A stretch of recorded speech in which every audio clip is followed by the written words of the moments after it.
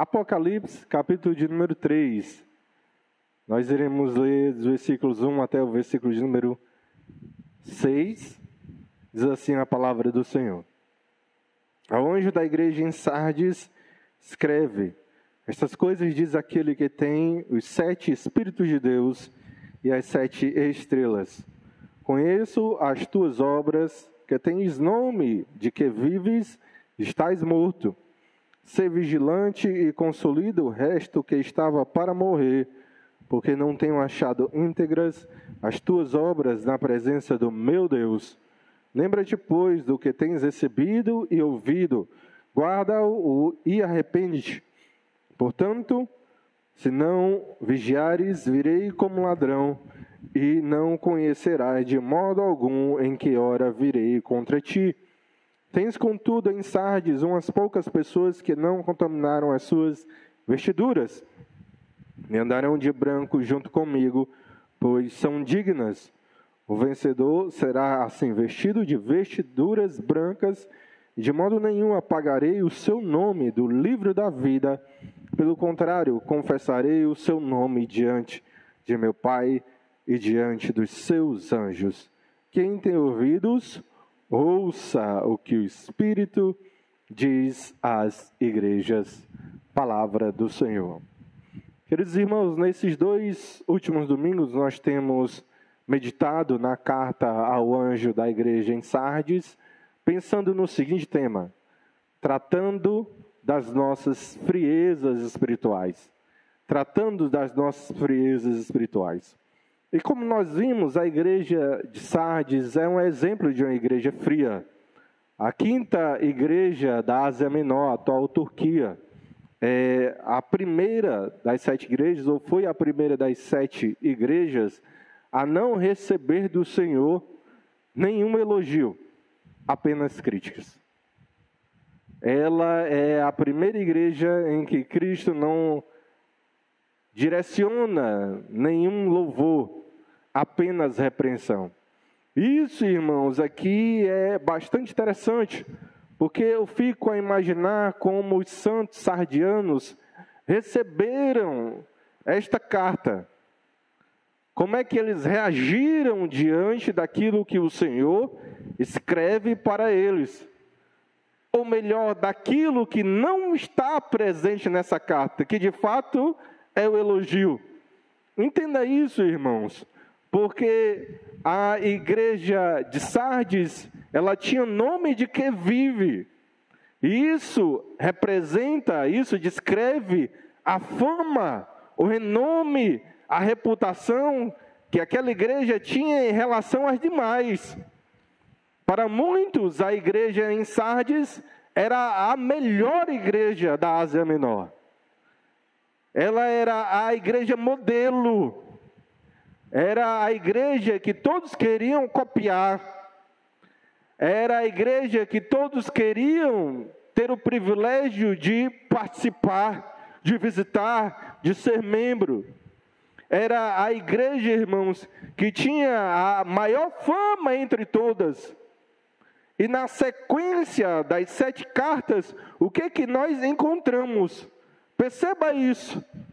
Apesar da igreja de Éfeso ter abandonado o seu primeiro amor, Cristo encontra motivos para elogiar aquela igreja. Apesar, irmãos, da igreja em Pérgamo ter dado ouvidos à doutrina de Balaão, à doutrina dos nicolaítas, Cristo encontra motivos para elogiar aquela igreja. Apesar da igreja em Tiatira ser uma igreja que seguiu os ensinos da falsa profetisa Jezabel, Cristo também encontra motivos para elogiar aquela igreja. E quando chega em Sardes, qual é a expectativa? O que se esperava que acontecesse? Se eles ou se muitos consideravam aquela igreja como a melhor, eles esperam receber de Cristo pelo menos algum elogio. E se de fato eles se consideram melhor, e eles percebem, e eles veem que a igreja em Esmirna não recebe críticas, só elogios, o que é que eles também iriam esperar? O que é que eles estavam esperando receber? Apenas elogios. Haja vista de que muitos consideram aquela igreja a melhor. Mas não é isso que acontece. Cristo olha para eles e apenas repreende, apenas exorta, apenas dirige repreensões. E aqui, irmãos, é um ponto para se pensar, porque aquela igreja estava tão distante do Senhor, e estava, irmãos, também tão distante da realidade. Sardes é um exemplo de igreja fria.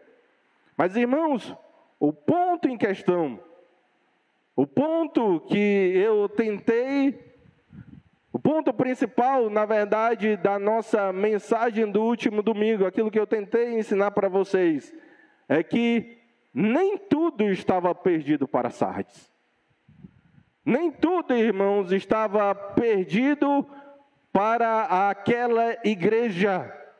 Na verdade, nem tudo está perdido quando Cristo está presente. Nem tudo está perdido para um servo, para um filho de Deus. E de fato, irmãos, a solução para a situação da igreja em Sardes, vem daquele que pode resolver os seus problemas. A solução para a frieza espiritual, para o distanciamento, para a apatia espiritual presente em meio àqueles irmãos, veio daquele que de fato podia dar uma solução, um norte para essa questão. Cristo é quem fala com eles. Cristo, na verdade, é quem fala e trata com todas as suas igrejas. E é do Senhor que veio o remédio, a cura para o problema daquela igreja. E Cristo, irmãos, oferece a cura, como nós meditamos no último domingo. Cristo oferece o remédio para aquela situação caótica em que viviam os santos sardianos, através de dois meios. Primeiro, ele se apresenta como aquele que tem os 7 Espíritos. E isso fala da ação completa e perfeita do Espírito Santo. Cristo, irmãos, nos reaviva. Cristo, irmãos, nos revigora. Cristo, irmãos, nos transforma através da ação do seu Santo Espírito. Mas a segunda dose do remédio de Cristo vem quando ele se apresenta também como aquele que tem as 7 estrelas.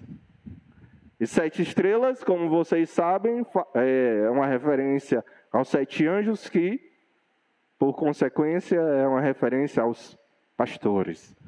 E aqui, irmãos, o detalhe é que Cristo restaura o seu povo através da exposição fiel da palavra. É disso que nós precisamos, irmãos. Nas mãos do Senhor, da vida e da morte, até uma igreja morta ressuscita. Nas mãos do Senhor, que venceu a morte, ressuscitando ao 3º dia, até a igreja morta ressuscita.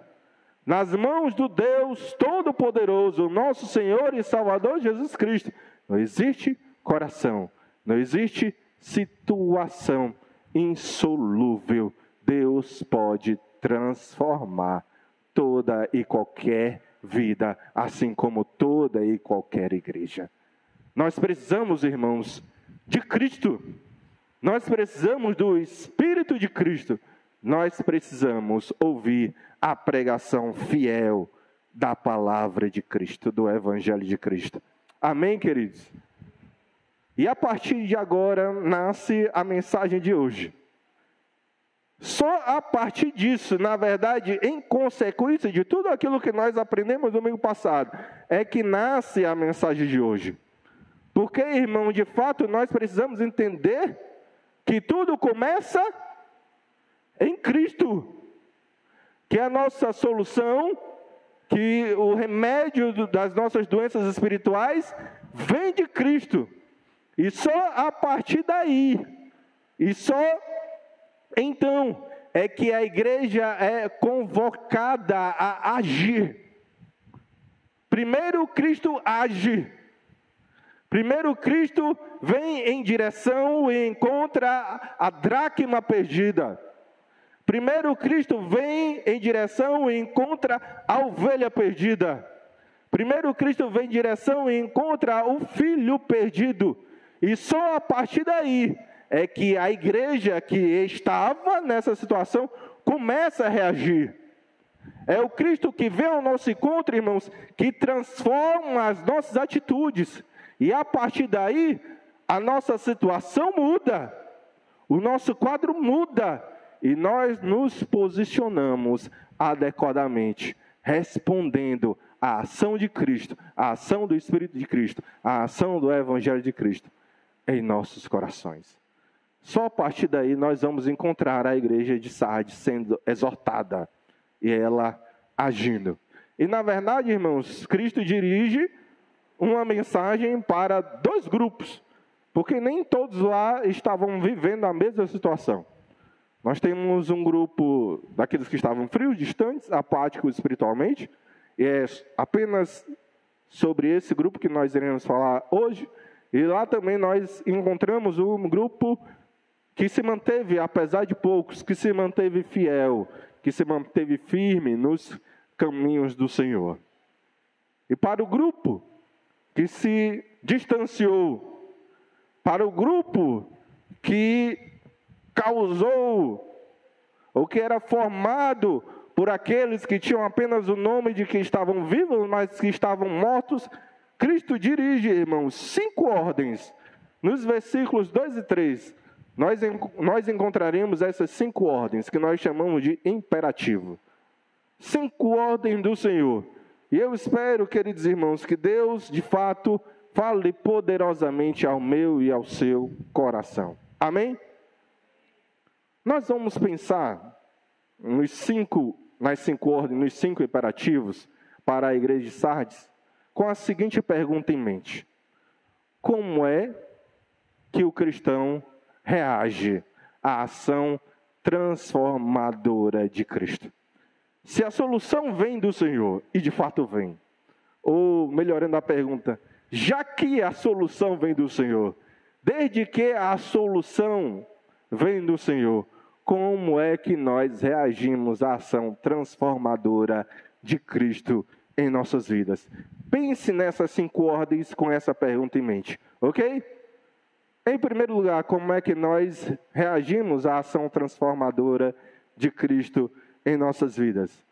É como inicia o versículo 2, com vigilância. Você está com a sua Bíblia aberta, amém? Diz assim a palavra de Deus, apenas a primeira frase. Ser vigilantes. Ser vigilante. E o que nós podemos, irmãos, dizer sobre vigilância é que nós estamos diante de uma das principais atitudes espirituais na caminhada cristã, mas que também, infelizmente, é uma das mais desvalorizadas. Desvalorizadas. E nesse ponto, irmãos, parece que a igreja de Sardes se confunde, copia aquilo que aconteceu na cidade de Sardes. Entenda isso. A cidade de Sardes, ela fora construída no alto de uma grande colina. E isso servia, obviamente, como uma proteção natural contra os seus inimigos. Além disso, a cidade de Sardes era rodeada, ou foi construída com muros, com muralhas, com portões enormes e fortes. E tudo isso, queridos irmãos, fez com que as autoridades daquela cidade, as autoridades sardianas, pouco se importassem com o cuidado, com a proteção e em manter sentinelas para vigiar esta cidade. Em Sardes, irmãos, as pessoas pouco se preocupavam em verificar em avisar ou ter pessoas que avisassem na ocasião de um ataque inimigo. Isso porque eles achavam que ninguém iria conseguir escalar uma montanha tão alta. Se conseguisse, não iria conseguir derrubar muralhas e portas tão grandes e tão fortes. Então, eles pouco ligavam para essa proteção através de vigilância de sentinelas. Isso, irmãos, o resultado disso, o custo disso foi muito caro para aquela cidade. Eles caíram, eles foram conquistados 2 vezes.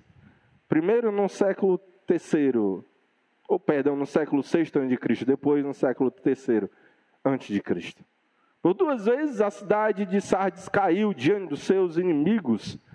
E aquela cidade que antigamente era conhecida por ser uma cidade tão rica e tão próspera, na época em que o livro de Apocalipse foi escrito, era uma cidade que estava em declínios e em ruínas.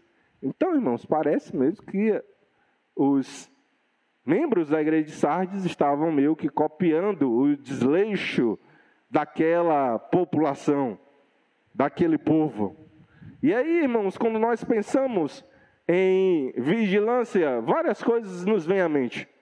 Talvez a principal seja isso. Qual é a importância da vigilância? Porque nós deveríamos concentrar a nossa atenção para isso. Qual é a importância da vigilância? Por que nós deveríamos concentrar a nossa atenção para isso? Irmãos, nós precisamos entender 2 coisas. Primeiro, nós estamos em uma constante luta externa.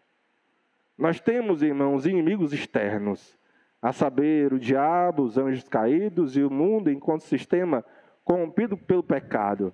E eles não nos dão trégua, queridos. E eles não nos dão descanso. Enquanto nós estivermos desse lado da eternidade, nós estaremos sempre envolvidos nessa luta. E estes nossos inimigos são terríveis. Estes nossos inimigos são implacáveis. E é por isso, meu amado irmão, que Cristo nos ordena sempre a nos encontrarmos alertas, acordados, vigilantes. Por isso, meu amado irmão, vigia, viu? Vigia. Em segundo lugar, entenda por que nós devemos concentrar a nossa atenção para a vigilância. É que nós também estamos em constante luta interior. Nós não temos apenas inimigos externos, que já é muito. Nós também temos um inimigo interno. O nosso velho homem, a nossa velha natureza, o nosso velho eu, os resquícios do pecado que ainda atuam sobre a nossa carne. E este nosso inimigo, a nossa velha natureza, ele é tão ou mais implacável e terrível do que os nossos inimigos externos. A nossa velha natureza, os nossos velhos hábitos, irmãos, também requer de nós que nós estejamos sempre alertas, porque a qualquer momento a gente pode sucumbir diante da força do pecado que ainda resta em nossas vidas. É por isso, irmãos, que nós precisamos cumprir aquilo que diz Mateus 26, 41. Vigiai e orai, para que não entreis em tentação. O espírito, na verdade, está pronto, mas a carne é? Vigiar isso, irmãos. É reconhecer que a nossa carne é fraca. E cientes disso, correr, nos amparar naquele que pode sustentar a nossa vida, o nosso coração, a nossa mente em santidade. Por isso, meu amado irmão, vigie no nome de Jesus. Para citar o grande reformador João Calvino, certa vez ele disse que nós não estamos tão seguros quando nós estamos ou somos vigilantes. Nós não estamos tão seguros quando nós estamos vigilantes. Isso significa, irmãos, que só existe uma forma de você se manter firme diante dos seus inimigos externos.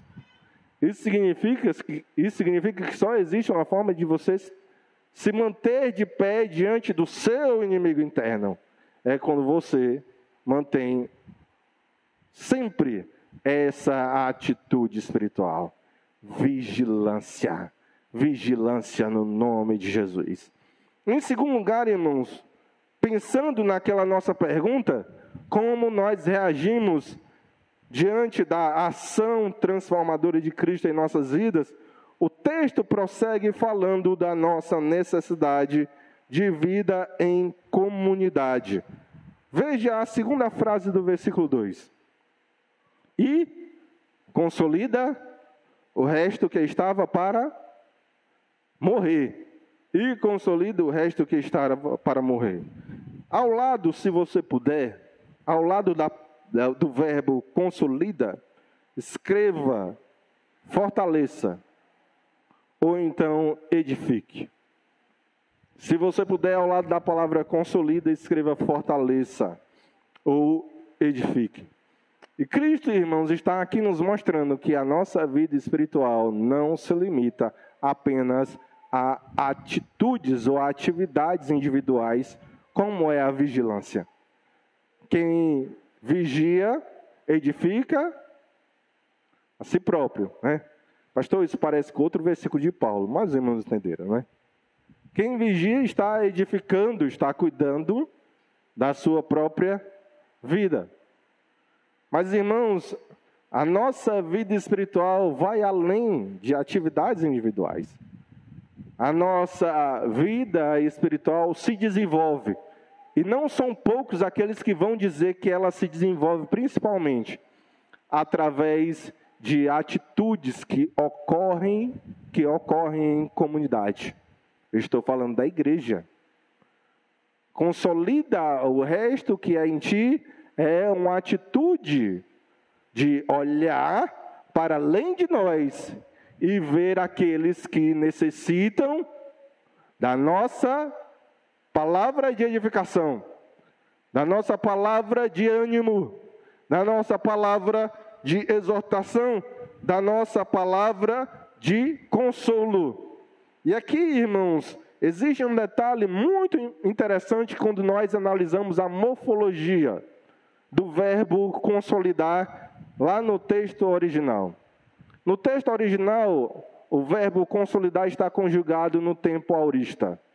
E o tempo aorista descreve uma ação que é final e definitiva. Pastor, o que é que isso significa? É como se Jesus estivesse dizendo assim para aqueles irmãos e para nós também hoje.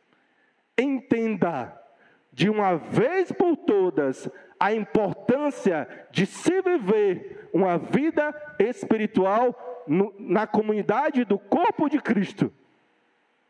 Entenda de uma vez por todas que você precisa ser apoiado por outros e apoiar aqueles que também estão fracos.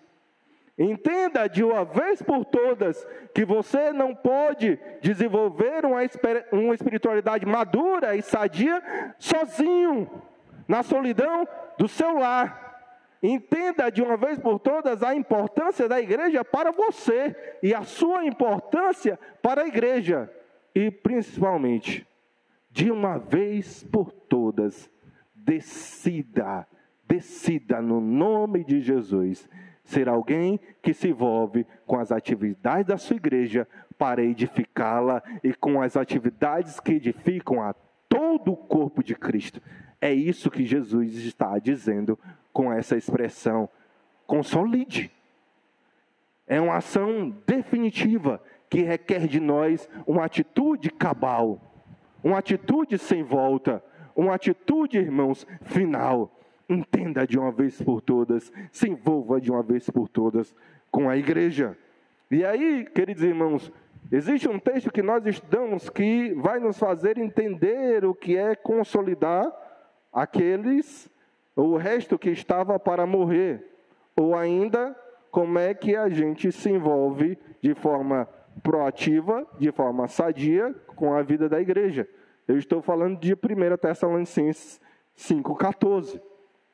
Em 1 Tessalonicenses 5,14, anote esse texto, o apóstolo Paulo dá 3 ordens. Acompanhe comigo. Admoesteis os insubmissos. Que é isso, pastor? É exortar com amor aqueles que estão em faltas. Segundo lugar, consoleis os desanimados. Isso, irmãos, é cuidar daqueles que estão em tribulação, passando por lutas e por isso estão abatidos. E, finalmente, ampareis os fracos.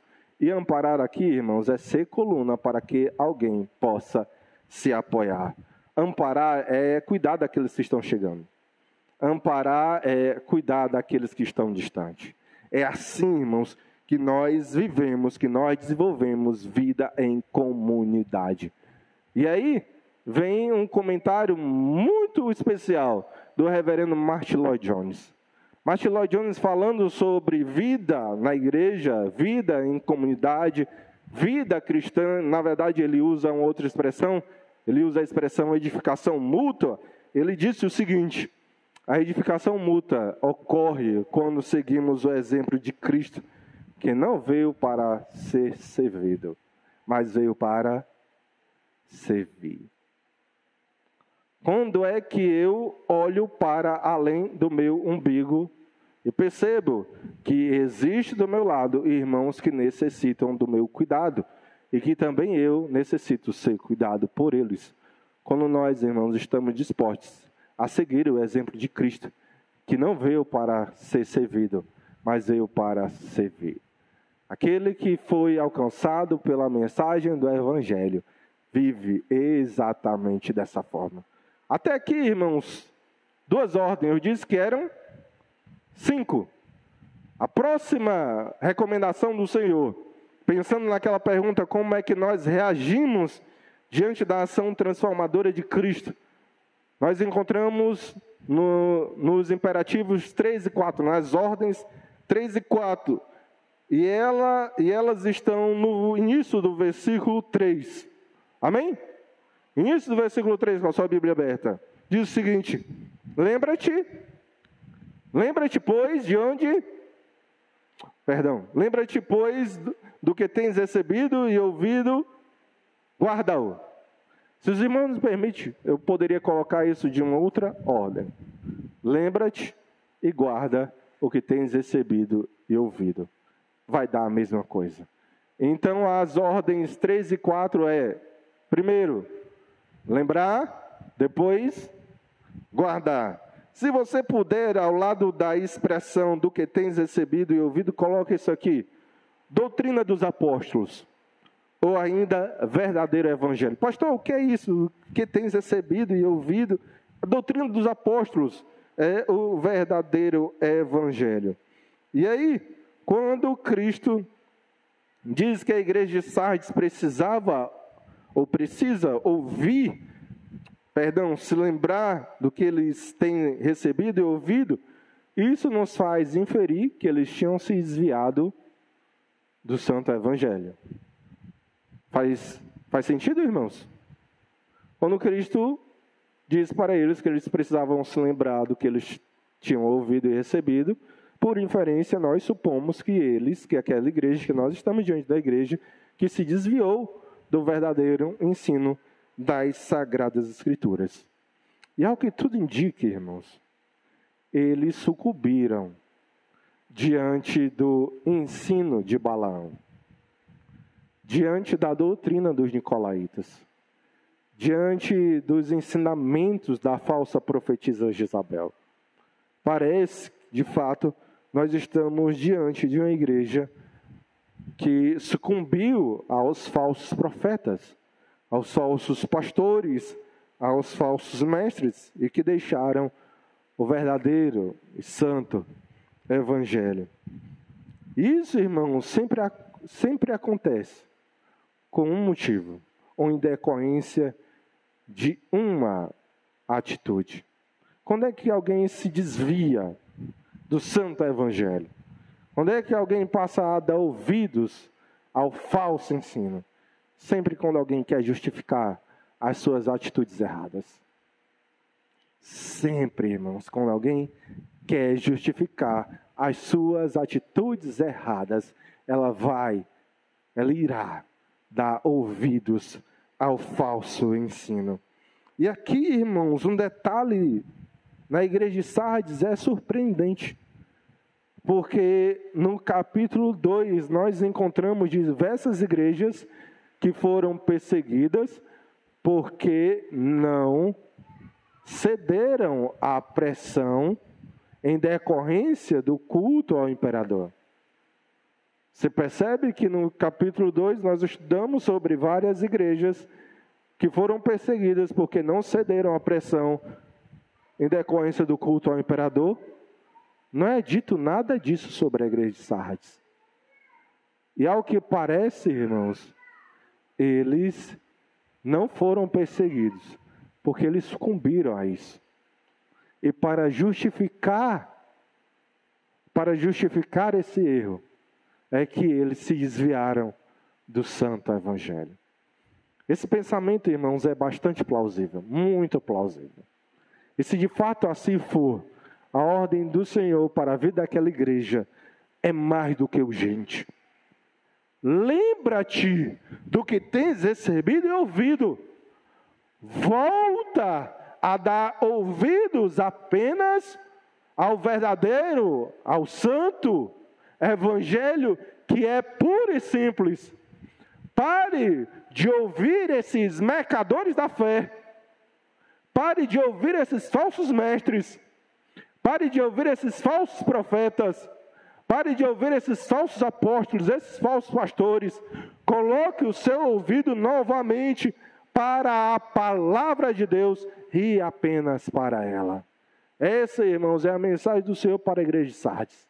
Essa é a mensagem do Senhor para a igreja evangélica brasileira hoje. Muitos ficam se perguntando, porque a igreja evangélica brasileira está na situação em que ela está. Porque nós nos parecemos tão pouco, e eu estou falando isso em termos gerais, porque nós nos parecemos tão pouco com aquela igreja modelo de Atos 2. Porque o mundanismo está tão presente no seio da igreja hoje. Porque tão poucos de nós se parecem com Cristo. Muitos fazem essa pergunta. E o motivo, irmãos, de todos esses problemas tem a ver com aquilo que é pregado no púlpito. Pouco se fala hoje sobre arrependimento.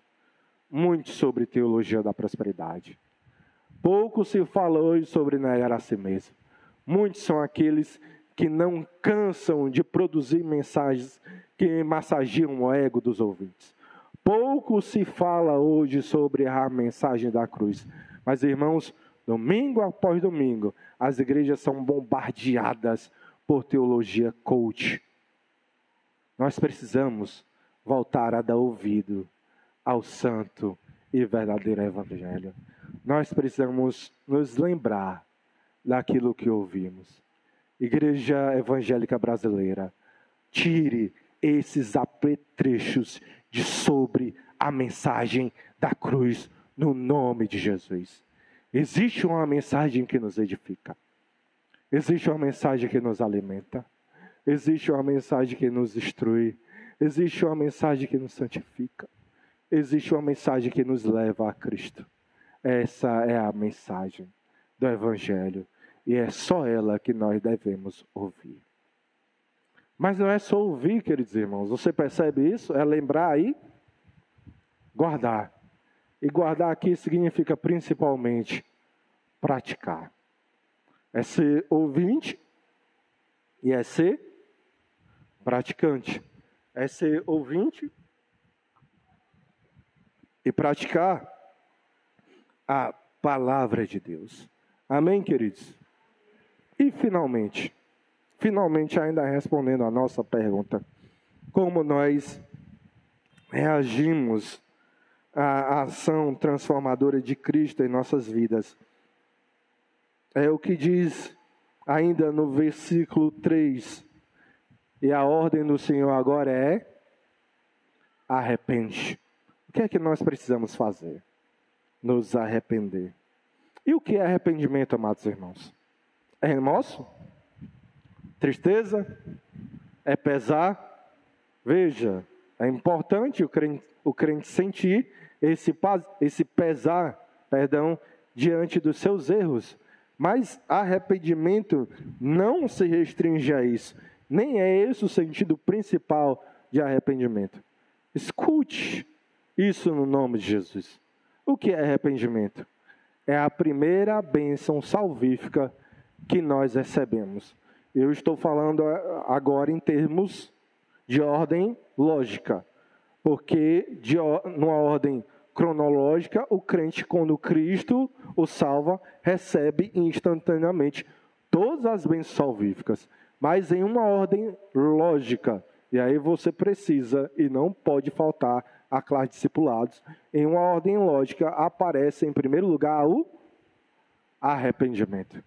Mas, irmãos, o arrependimento não é só a primeira bênção que nós recebemos e pronto, acabou, ponto final. É uma bênção espiritual que nós recebemos todo dia, constantemente. É uma bênção que o Espírito Santo derrama sobre a vida da igreja, nos convencendo dos nossos erros e nos capacitando a cumprir toda a vontade de Deus. Mas o arrependimento também, irmãos, é a resposta certa de toda a criatura diante de um Deus que é santo e justo. Inclusive os crentes. Inclusive eu e você. Diante de um Deus que é tão santo e justo, e em decorrência dos nossos erros, nós precisamos nos arrepender, confessar os nossos pecados, nos voltar para Deus e mudar de atitude. Mas finalmente, irmãos, o caminho do arrependimento, ouça isso, no nome de Jesus, guarde isso em sua vida. O caminho do arrependimento nos mostra que o trono de Deus é formado por graça, por misericórdia, por amor, por perdão. O caminho do arrependimento nos desvia da ira de Deus e nos leva diretamente aos braços de um Deus que está disposto a nos receber de volta, a nos perdoar e a nos capacitar para cumprir a sua palavra. É isso, irmãos, que significa o arrependimento. A mensagem do arrependimento nos informa que o perdão de Deus está disponível para todos aqueles que se arrependerem e confessarem os seus pecados pelos méritos de Cristo, em decorrência dos méritos de Cristo. E aí, para citar um outro gigante da teologia e da exposição bíblica, uma frase de D.A. Carson resume muito bem o que significa arrependimento. Veja que frase interessantíssima. Arrependimento é uma mudança de mente, que leva a uma mudança de coração, que leva, por sua vez, a uma mudança de vida. Mudança de mente, que leva a mudança de coração, que leva a mudança de vida. D.A. Carson está aqui resumindo os 3 passos para o arrependimento.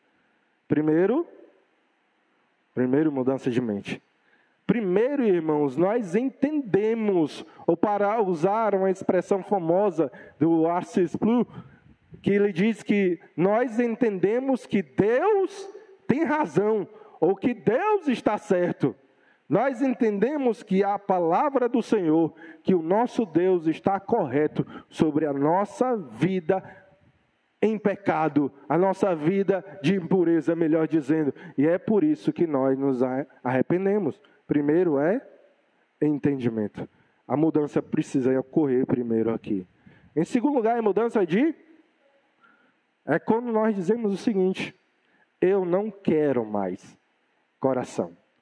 Eu não desejo mais, coração, voltar a praticar esses mesmos erros.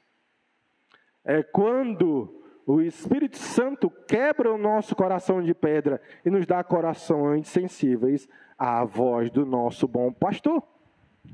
É quando, irmãos, o Espírito Santo alinha os nossos desejos, os nossos sentimentos à vontade de Deus. É quando o Espírito Santo nos faz entender e cumprir a vontade do Senhor para as nossas vidas. E, finalmente, mudança de mente, mudança de coração, mudança de vida. Arrependimento é isso. Arrependimento é quando a gente muda, não é quando a gente chora. Arrependimento, irmãos, é quando nós não voltamos a reincidir nos mesmos erros. Não é quando a gente sente remorso.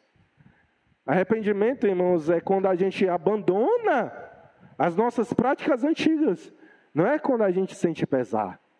É importante você sentir pesar pelos seus erros. O cristão verdadeiro sente tristeza pelos seus erros, pelos seus pecados. Mas arrependimento é muito mais do que isso. É quando finalmente a gente mudar. É quando a gente finalmente, capacitados pelo Espírito Santo, não volta a praticar os nossos erros. Então, meu amado irmão, o Cristo que age em nós de forma transformadora requer atitudes por parte da sua igreja. Cristo se apresenta para a igreja de Sardes, como nós aprendemos no último domingo, como aquele que tem a solução, como aquele que tem um remédio para a situação que eles estavam vivendo. Cristo resolve, o Cristo cura, o Cristo se propõe a curar as enfermidades espirituais daquela igreja que estava morta, através da ação completa e perfeita do seu Espírito e através da sua palavra. E isso, irmãos, requer deles, isso requer de mim e de você certas atitudes. Nós precisamos, irmãos, nos posicionar diante daquilo que Deus faz em nossas vidas para nos transformar. Existe algo que Deus espera da dracma perdida. Existem atitudes que Deus, que Cristo espera da ovelha perdida. Existem, irmãos, atitudes que Cristo espera do filho que estava perdido e foi achado. E se Deus falou com você, e se isso é verdade para você, de que Deus de fato está encontrando a sua vida, a ovelha perdida, e está trazendo você de volta para o aprisco do Senhor, existem atitudes que provam que isto está acontecendo, ou melhor, que já aconteceu com a sua vida. Primeiro, irmãos, qual é a primeira atitude? Primeira atitude que Cristo espera de nós. Vigilância. Segunda, vida em comunidade, na comunhão da igreja. Terceira atitude, lembrar, guardar, ouvir e praticar. Quarta atitude, arrependimento. Que Deus permita que isso aconteça em nossas vidas. Que Deus permita que de fato isso aconteça comigo e com você.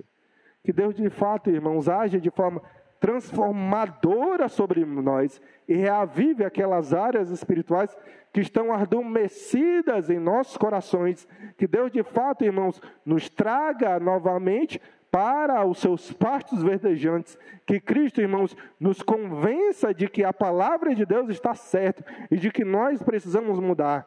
E se de fato isso acontecer, que você se torne um crente vigilante, que você se torne um crente que valoriza a vida em comunidade, na comunhão da igreja, que você se torne um cristão que ouve e pratica apenas a palavra de Deus, que você se arrependa dos seus erros.